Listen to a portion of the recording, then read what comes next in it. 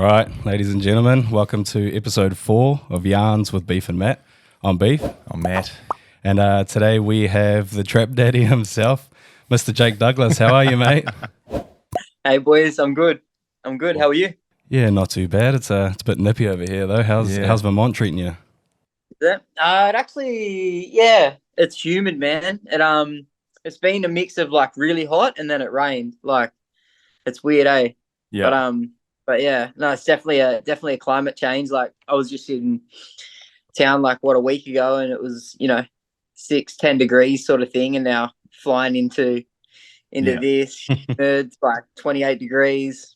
That's sick, man. Are they putting you up there, or are you paying for accommodation, or what's the goes there? No, paid all my own way, bro. Yep. Oh, sick, man. Sweet. All So, when did you get there? Not long ago. Wednesday night, so like the 28th, I think. Yeah. Yeah. So been here for like 5-6 days now. Oh, nice. So jet lag still hitting you pretty hard, or? And yeah, I feel today's probably the most like normal or recovered I've felt, but man, those first couple of days of training were terrible. Yeah, just in there with Jason Hopper as well. Just got to prove yourself. You're jet lagged, you're tired, and then you got to throw down with like Jay and Katrin. Yeah. It's like, Fuck. They'll do that to you. Bro, and you got Fraser like standing in the corner just watching you, looking over your shoulder, face you're holding on an echo bike. Yeah. Must be an unreal environment. Yeah, though. how surreal is that? Had you met Matt Fraser before then? Yeah. So I met Fraser in 2016. I met him and Matt O'Keefe. Right. The like those two, but you would know who they are. Yeah. So I met him then. Fraser came to Australia, did like a camp, and I just got along with them both really well, and I ended up staying in contact with O'Keefe from then till. Yeah, jump on the HWPO. Yeah, that's right. Yeah, I sort of like lost contact with O'Keefe maybe like 2 years ago. I hadn't really spoken to him, and then I just reconnected with him last year. Just randomly started like chatting on Instagram again, and yeah. I jumped on HWPO in like December last year or somewhere around there. Yeah, how good. Here we are now. Yeah. Must be a lot different to Tamworth. Tell us, bro, how was your upbringing? Sort of, we're looking at where people are coming from, and from our understanding, it's quite a small town sort of vibe. And sort of how was your upbringing, and how did you get into the sporty lifestyle? Like, do you have athletic parents or? Yeah, I think sport was just big in our house. Like, I had a very athletic sister. She represented Australia in softball. Oh, nice. I had both my parents were like sporty. My mum was like tennis player when I was growing up, and dad was like, right into his footy, and just that sport was important to them. I probably steered off the path, like in that, that adolescent, teenage boy age. I sort of stopped playing footy for a couple of years and things like that, when it probably close to going down the wrong track, and steered myself back with, found a couple of mates that were playing rugby. Yeah. And sort of brought me back on the path. So which code did you play? Were you league or union? I played both. Right. And then as I came back into sport, it was just union. Oh, okay. League was dying out a little bit in our town, and union had more teams. There was like more travel, more opportunity to play rep footy, and sort of a better pathway to get to Sydney, sort of thing. Oh, okay. Yeah. More professional nature, because like, what's the hometown team for you in terms of NRL? Are they close? Yeah, in terms of league. Yeah. Oh, for us, the closest one would be Newcastle Knights. Oh, They're like 3 or 4 hours down the down the. Yeah. But so rugby boy, really. Yeah. Do you get into the league much? Like watching it? Yeah, love it. Yeah. Like my upbringing, watch rugby league. Beef's got a question for you, man. Tell me. I know you're in New South Wales, but New South Wales or Queensland, bro? No, New South Wales, man. It pains me to say it too. He's a massive Maroons fan, eh? I was like, don't really? fucking embarrass me. It's been good chatting, boys. I'll just end it. Hey, man, we understand. No, it's because my old man lives in Aussie, and he's like pretty much lived in Brisbane and Rockhampton. Like, he's always been in Queensland. And my stepdad was also raised in Queensland, so it's been in the household, but it's also been in the family. So it's, yeah. At Torian, so one of our gym members, he's a massive New South Wales fan as well. Blair, if you're listening, you actually had a chat with his daughter. She was so nervous. She saw you randomly. She was so nervous, and you actually went up and had a yarn with her. I doubt if you remember it, but man, she was blown away by that. Man, she's like, he's such a nice guy, and that. Like, it was awesome, man. So you definitely made her day as well. Yeah, I think I do. I feel like it was near the entrance of the stadium around the side. I remember, like, I think it was Georgia, like, tapped me and she's like, "Oh, yeah, that girl wants to chat." So that's 100% it. Yeah. Yeah, Blair has a big cry when I roll in the gym with my maroons. Anyway, we'll move on from this chat. Yeah, sweet. So yeah, growing up Tamworth, how did you get into CrossFit originally? Initially I found CrossFit. I had a school teacher, it was just CrossFit.com. Like, if I had a free period or something like that, I think it was his way of keeping me out of trouble. He's like, "Right, let's go work out." Right. And we'd just mix between boxing or like do Fight Gone Bad if it was on CrossFit.com sort of thing. Yeah. There was no CrossFit gyms in town, anything like that. We didn't know a person who did CrossFit. It was literally what we were just assuming what movements were and what we could find on YouTube. Yeah. Yeah. Man, I taught myself how to snatch in my garage with like a 60-kilo bar, eh? Fuck, you taught yourself well, man. Jesus Christ. I remember teaching myself how to snatch in my garage, and I missed like at least 50 times. And my dad walked out and he's like, "Wait, do you think this is safe?" I was like, "Yeah." Snatch is a bit of a dodgy movement, isn't it? Bro, yeah. Oh, well, you've come a long way watching you at Torian. 140 kgs. Decent. Yeah. Fire up. Is that like nearing your max, or are we a bit shy off it? Yeah, a little bit. So I've hit 150 before. Oh, fucking hell. Yeah, that was in a weightlifting camp, but that's that 140 sort of bottomed me out the last couple of years. Like, I had a knee reconstruction, and since then that's about the heaviest I've hit. I think I've got more in the tank, but I'm a little bit shy to go after anymore. Yeah, hard out knee reconstruction. Was that because I noticed on your HQ page on your CrossFit profile, you competed 2018, then there was like a gap till like 2022. Mm-hmm. Is that when you had a knee injury or something, or? Yeah, so I competed in 18 and then 19, and then at the end of 2019, I was actually meant to lift at the Commonwealth Championships. Right. Wow. For Australia. I subluxed my elbow coming out of camp. Oh, shit. So they ruled me out. Yeah. And then the elbow specialist said I had two options. It was like, get surgery on my elbow, definitely get it fixed and know the path. Or he's like, or you could not do anything for 4 to 6 months, see if your ligaments tighten back up in your elbow, and you should be good to go. He said the only thing you can't do is like no snatching, no jerking, no muscle ups, no handstand walk, like basically all the fun stuff. And I was like, fuck. I was like, well, what can I do? He's like, you can do anything that you just don't extend your elbow on under load. So I was like, fuck it, I'll just go back and play footy. Oh yeah. So I was just sort of strapping my elbow playing footy, and I played like 2 or 3 and ruptured my ACL. Oh fuck. Yeah. I went in the space of like 6 weeks. I competed at China. I did an Asia Championship. Then I came back to Australia. 2 weeks later, I did Down Under Championship. Flew to New Caledonia the day after Down Under. Went in Australian camp. And then 3 weeks later, subluxed elbow, ruptured ACL, sitting on my couch like, well, this year didn't pan out exactly how I thought it was going to. Yeah, I went from like the top of the game to just boom, doing absolutely nothing. What did that do? That 10 hours to the shit house real quick. What did that do for your mental game going forward? Did you know like this wasn't going to be forever, or was there a moment where you're like, fuck, I might not be able to do this again? Yeah, I thought a lot of people had said to me, like, look, I just don't think you're going to get back to the strength level you're at. So that was like hard to hear, because that was sort of my thing. And then obviously, like, yeah, just all those all those doubts, like how long it had taken me to make regionals and then sort of get there. And I feel like I was on the rise a little bit, and then everything's gone. We also had the COVID shutdowns, like 3 months after that.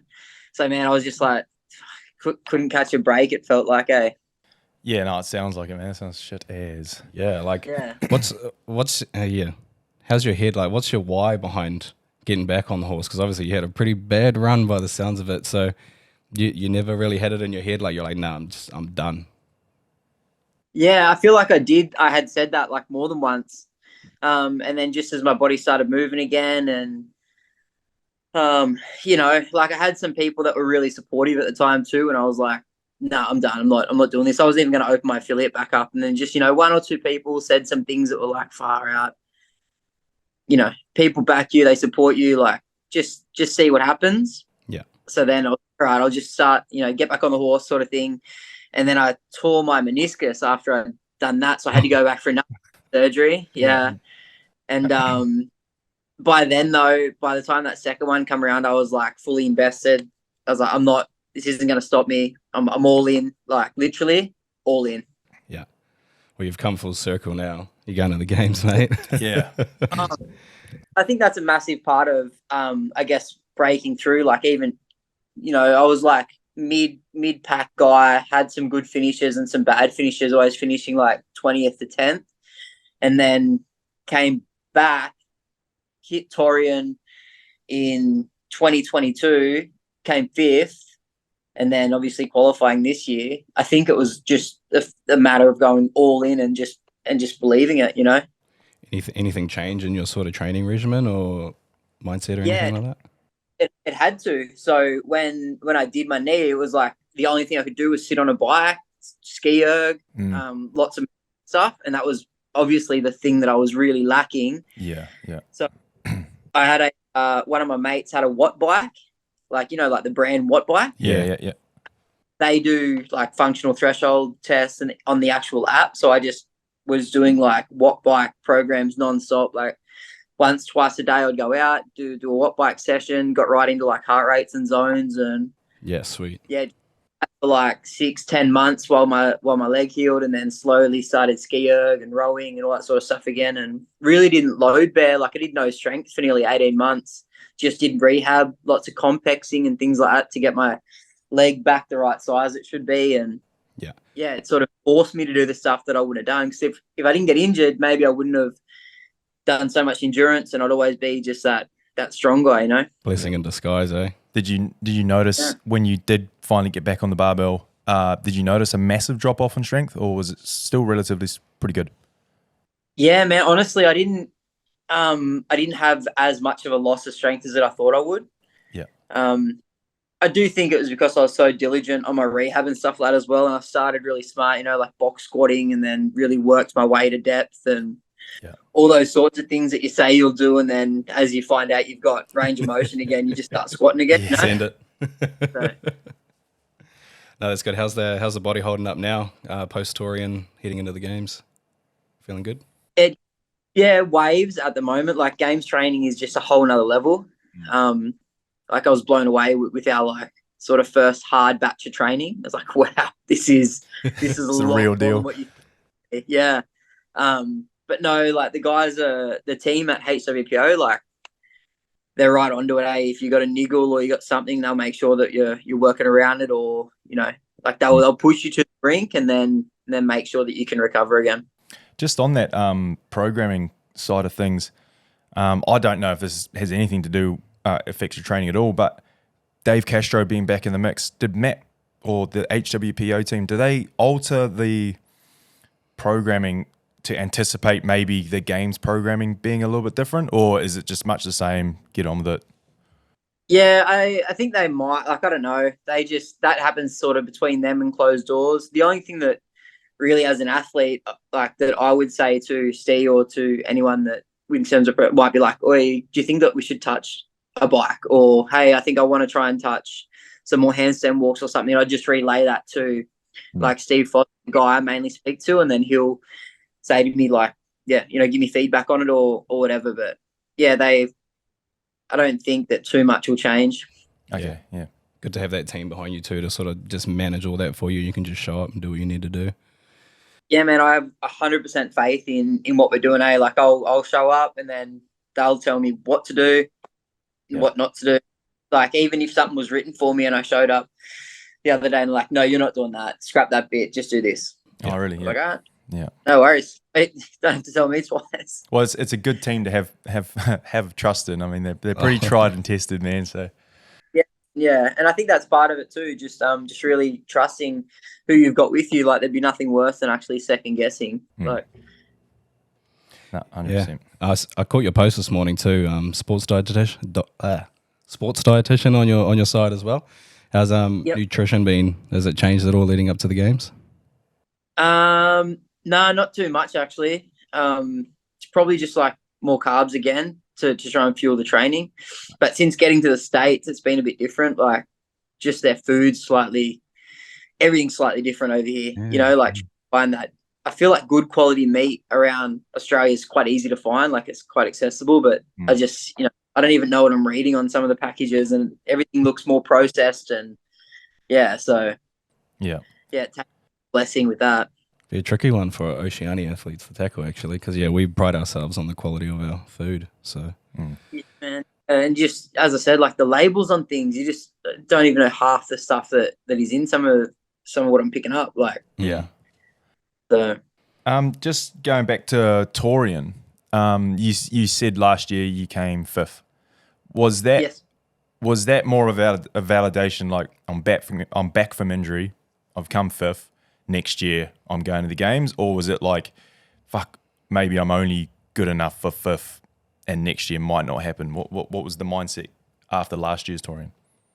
No, it was a real confidence booster actually coming 5th, especially because there was the field was still deep. I guess there was some chatter about this year's field not being as deep with like Royce doing team and Ricky hurting himself and Beto the year off and all these. Things about, not necessarily a deep field, but last year I felt like the field was really competitive as well. And coming 5th there, and I sort of looked at the results. It was like 10-8 or 10-8, 6, 4, 1, 25th. I was like, fuck, if that's not a 25th, and if that's a 15th, I'll probably make the games in that field. So, it was more of a confidence booster to know that it's probably my destiny's in my hands. If I can fix my endurance base, like I'm in for sure. Which you definitely did watching event 1. I mean, shitload of running. Event 1, I was like, all right, this is good. That's usually the 25th one, That's a bad event. Even the last event, I'll be completely honest, I didn't see you doing as well as you did in that last event, the toaster bar. Oh, really? Yeah. Yeah, I was like, because you just like, those gymnastic ninjas, you're like all over this. And old mate down in lane 1 went out freaking hot, man. But yeah, you came out of nowhere. I was like, it's like, you're well-rounded. It's not, you're obviously strong, but like the fact you can show up an event like that as well just shows, you're not at the games by chance. You put in the work. Yeah, I do. I feel much more well-rounded, and that's I think that could be with confidence as well. I think the longer you do this stuff, you start to learn how to attack workouts better as well, and that's part of it too. So, but yeah, I do. I feel really good, man. Yeah, I think I was talking to you about it before. It's like you've almost smashed every single barrier. It's like riddled with injury.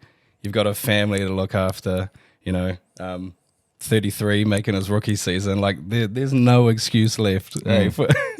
Yeah bro, someone one of the morning chalk up girls asked me about it the other day of like, how do you feel having your rookie season so late, like such a I guess you look at most of the rookies, they're like early 20s. But for me it's like the age thing is I feel blessed to just be here, and I feel like I've had enough big games of footy and enough of those moments weightlifting where it's like make or break, that my life experience I think will help me now at the games.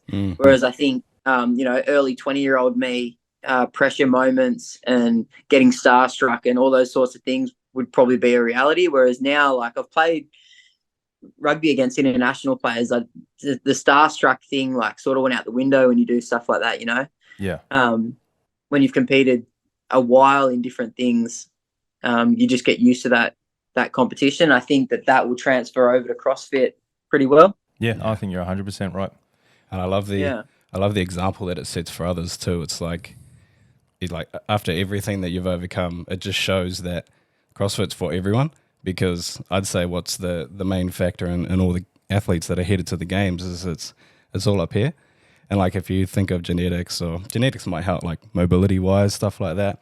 But in terms of, you know, physical aspects or whatever, the key factor is your mindset, and that's attainable for everyone. Like it's not limited. You don't have to be genetically advantaged at all or anything. So I love that.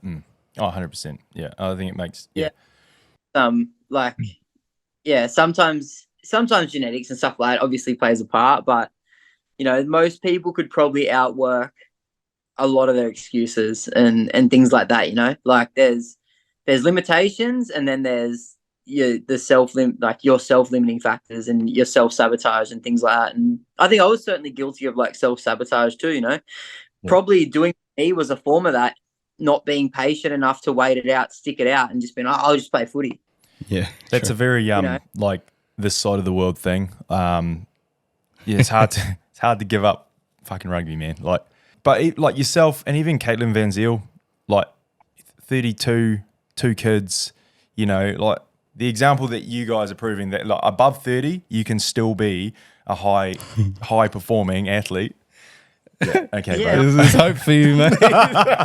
Bro, honestly, like, you know, because I'm 32 now, I can say it. Like, I feel better at 32 than I did at 22, that I did at 25, 28. Like, I feel better in my body. Like, I feel stronger, and I feel like I'm you know, like just hardened. You're hardened by life a little bit when you get over 30, whereas early 20s, man, like you're still figuring shit out. Like, and you know, once I do think for me too, from an athletic standpoint, everything's brought back to life experience as well. Like when I was early 20s playing big games of footy in front of big crowds, like that was life or death for me. I was like, I need to play a good game. Yeah.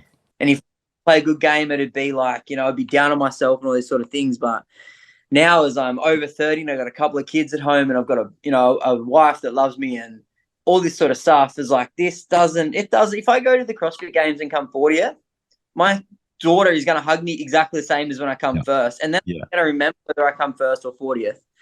Like if I bomb a workout or win it, they're going to cheer exactly the same. And they're the only people that really matter. Like all the fans are awesome, and it's legit. Like, you know, as you said, talking to that young girl at the stadium and stuff like that, I'm extremely grateful for. But if I bombed out in a workout, it wouldn't bother me if someone said that, you know, Jake bombed out or he sucks or whatever. It's like, cool. Like you can say that. But if my daughter thinks I'm me, that's all that matters. You know? Yeah. It was a pretty special moment when you got your name called out and you started crying. Your daughter was there. We were literally 10 meters away watching that. That must have been pretty special, man. Man, that's a moment that I feel like, I'll cherish forever. Like, I like to think about life as moments, you know, like just moments in time that you can just remember. And that's a moment for me. Yeah, for sure. Like, it's a really cool photo of us like facing away from a camera, just me and her. Yeah. It's unfortunate that Johnny was just a little bit too little to be out there. I tried to bring him on the floor and he just pinned it, like he just ran down. So it's unfortunate that he was a bit young for that, but yeah, that was it was really special. Oh, next year when you qualify, you can have them both out there, mate. That's right. Yeah. It's got to be a massive moment of relief, though. Did you feel much relief? Oh, and relief is a good word for it. Like as I said, it was never a do or die situation to make the games, but it was just something that I always wanted to do. Yep. And I've always said like, hey, I think I can make it if I can just like limit these poor workouts. Like if I can just be half as bad, then I'll get there. And yeah, it was as soon as the name was called, it's like, fuck, like this, you know, the accomplishment. I'm not a guy that's been super proud of things I've done, you know, like it's like, you know, I made a rep team. Yeah, that's cool. Next job. But to actually make the games. I've tried and then failed and tried, and it was just like, oh, I'm so proud that that it happened. Yeah, that's awesome, man. Yeah, and you earned it. That's real good to hear. Yeah, I wanted to just touch on your footy years. How high you touched on that? You said you played some international games. Yeah. So what sort of how high did you get in the footy game? So I played the Shoot Shield in Sydney. So I played Colts there. Right. And I came and I played first grade in my town. Then I went over to Scotland and I played Premier 1. Right. I want to. And then I came back. I played New South Wales Country, and then we done a couple of tours, and that was me. Yeah. Bottomed out. Sort of had to decide if I wanted to pursue it any further. It was go to Sydney or overseas again, or come back. So had a couple of contract offers at the back end of my time in Scotland, but sort of had a visa run out, and we were pretty keen to get back home. And you know, when you're young, you think you're young forever. So yeah, isn't that true? Yeah, you'd know. Sorry, I'm hammering them with these. I've been getting it because you're a year older than me, and I'm not at the games, so you know. I don't have kids either, so I've got no excuses. Well, you got a year to make it, though. All right, bro. Sorry. You'll see it. I'll come train with you when you get back, man. Yeah, let's go. Oh, so good. So, did you bring the family over with you? Are they in Vermont with you at the moment? Nah, the plan was the whole time to do it. I didn't have enough balls to book like any accommodation before I'd actually made it though. So I came over early. I'm here now, and then I'm not sure where they're going to come over yet. Like the trip's so big with the kids, and yeah, I don't know what we're going to do yet. We're just sort of winging it at this stage, but they're still at home, so yeah, that's a bit about it. Yeah, it'd be good if they could get there for the games itself, but massive logistic challenge, especially a young fella. How old is he? He's only 2, man. Yeah. And it was one of those things like so young, and you know, to get him there with jet lag and food they don't know, and those kind of variables of travel. It was like they'd probably see more just watching from home, to be honest. Right. Okay. Yep. Yeah, so yeah, we're just winging it still. We got a month to figure it out. So yeah, for sure, man. Yeah, I cracked up at James Newbury on the Grind to Greatness episode, and he's talking about how you have like a Hulk-like presence, but you're definitely like just a real, like a super nice guy and big family man, eh? Yeah, man, love my family. And I'm quiet, bro. Like I don't go out. I haven't drunk for like 11 years. Like good on you. I don't. Yeah. I'm don't really socialize and stuff like that too much. I'm very like to be home, like to be with the family. You know, my business is super important. Those people that are close to me are important. But yeah. Awesome, man. I think I said to Bailey Martin the other week, it's like you look like you're out in the field. You look like you've done time, but when you talk to him, he's the nicest guy you've ever. And I get the security screens at every airport. I get people like if they ever talk to me long enough, they're like, "So what do you do for a job? Do you like in the army or like do you fighting or like, what?" Because I got a cauliflower ear as well, so it's like you just see people always sideways looking, but yeah, he's done it rough. He's definitely done it rough. Good on you, man. So you own Snake Athletic. Yep. How's the affiliate owner life? Is it pretty cool other than your normal job? Yeah, you have to love it. If you're gonna run an affiliate, own an affiliate, I think you just have to love it. You have to love the you know, the methodology and what it is to like run a gym, run a community type thing. Yeah. I'm not super involved at the moment since I sort of went all in. Like my gym's got a gym manager now who's like my best mate. He runs a gym, and then we just sort of like he's like my business partner. Yeah. And then Georgia Pryor's like one of the head coaches there. One of the competed. So it's like I've got a really, really good team around me, and I think that if you can have a good team, then it's super rewarding. If you're doing it on your own, it's tough. Like I did on my own for a while, and it's like early mornings, late nights. Like you know, people sometimes tell all the bells and whistles but yeah, they're long hours and not much pay to start with. I own my own affiliate as well, and I can attest to that. You definitely try to do a lot on your own, but like this last year, I've really lent on a lot of other people, but I mean, I get to do this now. This is something I've wanted to do for years, you know, and the people that come on board to help are more than willing to do it, and you end up giving them a hand as well because it's something they want to do. So you know, it goes both ways. So. And I think if you can be the sort of person that like can delegate well and be humble enough to admit the things that you can't do. Like for way too long, I try to do our finances and our, you know, like all that administration stuff. Like I'm not that guy. I don't like if someone doesn't pay, I'm like, oh, just pay me next week, whatever. Like you figured it. Preaching to the choir, man. Honestly, if I had a missed payment come through, I'd just put the value to 0 and move on. I'm like, sweet as, you'll get the next one. So now I've got, I won't say her name, but I've got a lady that's come on, and she's just so good at that stuff. And you're like, man, why did I even try? You know, like 100%. Like you give people stuff they like doing as well, like payroll. Like Maddie, like the guy who does the gym, like loves doing the payroll, loves doing the logistics and the, you know, all the book stuff. And all I have to do within the business is like, you know, figure out the programming, make sure the coaches are coaching well. That's it. Yeah, the stuff you like doing and are good at, you know. Yeah. No, that's great, man. Fully. Yeah, so the way we close these, I messaged you before. So Bailey and Danny have not been very nice to us. Okay. Yeah. I don't know if you saw Bailey's one. It was I horrible. didn't. What was It was 21, 18, 15, 12, 9, 6, 3. Bar facing burpees, thrusters, and toes to bar.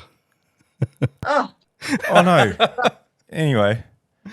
So no fucking burpees. We've done enough. But we'll get you, if you can, if you've got a training piece or something you've made up, write us a little workout and we will endeavour to get it done. Yeah, here you go. So we did one the other day. That was so it was a 40-minute EMOM. Yep. Cool. No, it's not bad, right? Minute 1. Yeah. Al Echo. How many calories, sorry? 15. Yep. Right. Minute 2 was alternating between 15 GHD and a 50-foot single dumbbell overhead walking lunge. Yep. So first round you would do the GHD. Second round would be the overhead lunges. Third round, just max meter run on like the assault runner or just do shuttle runs or whatever. Yeah, okay, yeah, shuttles, yeah. Right. And then 4th minute, rest minute. And just repeat for 10 rounds. Yeah. 10 rounds, yeah. Kicker is you have to try and hold over 550 watts on the Echo. Yeah. Ooh, that will get hard. We'll scale that to 450 You know, for the class. Me. Right. So I'm doing that workout. That was like just a sweat out basically when I got to Vermont, and I'm like punching away on the bike, and then like Fraser walks in and he comes up behind me. He's like, "You better hold that bike over 550." Yes, the alpha comes in. Yeah, at the last round, all I hear from him is like over 600. Fuck. That's Matt Fraser. I fucking punch my last bike and then get onto a lunge and do my run or whatever, and I finish, and he's like, "You fucking did like 900 on your last bike." And I was like, "You told me 600 minimum." And he's like, "605, tick that box." Yeah. Yes, sir.